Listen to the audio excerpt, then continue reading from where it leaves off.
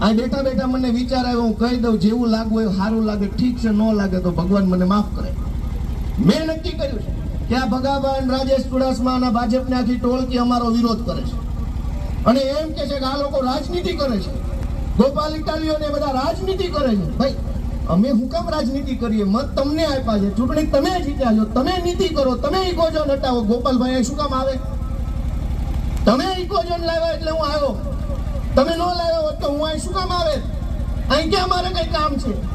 પણ હવે આ ભગાભાઈ, એડવોકેટ ભગાભાઈ ને રાજેશભાઈ ને આ બધા જે લોકો કહે છે કે ભાઈ આ લોકો રાજનીતિ કરે છે, તો મેં નક્કી કર્યું છે કે હવે રાજનીતિ કરી લેવાની થાય છે. અને મેં નક્કી કર્યું છે કે જો ઇકોઝોન બાબતે ખેડૂતોને હિતમાં હોય, ખેડૂતો જે ઈચ્છે છે એવો નિર્ણય નહીં આવે તો તલાળામાં ચૂંટણી લડવા માટે 27માં મારે આવવું છે, ભગાભાઈ ઘર ભેગા કરવાના.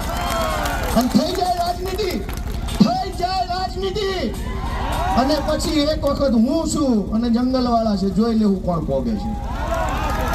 ખેડૂતો ઉપર બહુ ત્રાસ ગુજાર્યો છે, વકીલની હામા પડજો એટલે અમે તમને કહીએ કે અપ્રમાણસર મિલકતના ગુના કેમ દાખલ થાય છે, આવક કરતા વધુ સંપત્તિ કોણે કોણે બનાવી છે, 25,000ના પગારમાં 5 લાખની ગાડીઓ લઈને ફરો છો, એ એસીબી એક્ટ પ્રમાણે ગુનો છે કે અમે બતાવશું. અમને નથી ખબર પડતી ક્યાં ફરિયાદ અપાઈને હું લખાય. દોસ્તો, મેં નક્કી કર્યું છે કે હું રાજનીતિ કરવાનો છું. ભગાભાઈને જાહેરમાં કહું છું કે તમે ભલે નકલી એડવોકેટ હોય, હું અસલી એડવોકેટ છું. મને અસલી કાયદા આવડે છે.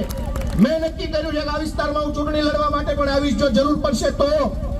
એ વખતે તમે નક્કી કરજો ગોપાલભાઈ લવાય કે ન લવાય. અત્યારે નહીં, અત્યારે મારો નિર્ણય મેં કીધો.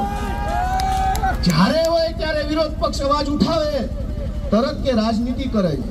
આંગણવાડીની બહેનો હોય, અવાજ ઉઠાવીએ તો કે રાજનીતિ કરે છે. ડીએપી ખાતર ન મળે, અવાજ ઉઠાવીએ તો કે રાજનીતિ કરે છે. બળાત્કારો થાય, ભાજપના માણસો ઘરમાં ઘૂસીને બળાત્કારો કરે, અમે વિરોધ કરીએ તો કે રાજનીતિ કરે છે. ભાજપના માણસો ડ્રગ્સ વેચે, અમે વિરોધ કરીએ તો કે રાજનીતિ કરે છે. ભાજપના બુટલેગરો પોલીસ સ્ટેશનમાં જઈને ચાકુ મારી આવે, અમે કહીએ વિરોધ કરીએ તો કે રાજનીતિ કરે છે.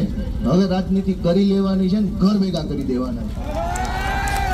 અને ઇકોઝોન તો હટતા હટશે, પણ હવે તો આ બધા ભાજપ વાળાને હટાવવાની સંકલ્પના લેવાની છે. દોસ્તો, આ લડાઈ લાંબી હાલવાની છે,